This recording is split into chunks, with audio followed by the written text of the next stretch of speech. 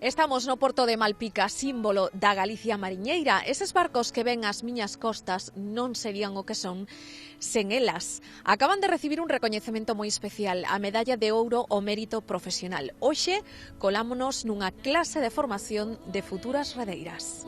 Un baile de agullas e unhas mans máxicamente coordinadas fan posible unha das actividades que sosteñen a economía da nosa terra. Cerco, palangre, arrastre, aquí apréndense todas as artes.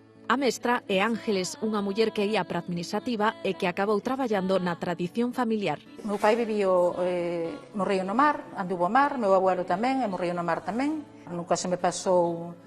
Hasta que un día, pois, tiña os nenos, xa tiñan 12 anos, eran grandes, e dixen eu, por que non podo facer algo? 25 mulleres de diferentes perfís prepáranse nun curso de 3 meses.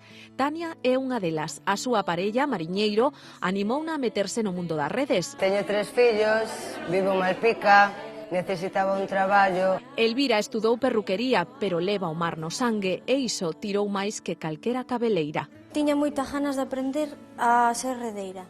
Por qué? Porque miña nai xa fai moitos anos que é redeira. E meu pai tuvo un barco. Recoñecen que é un traballo duro, pero ás veces o esforzo ten recompensa. Este venres recollen en Madrid unha medalla moi especial. Falar dela xa me emociona porque creo que é algo moi merecido.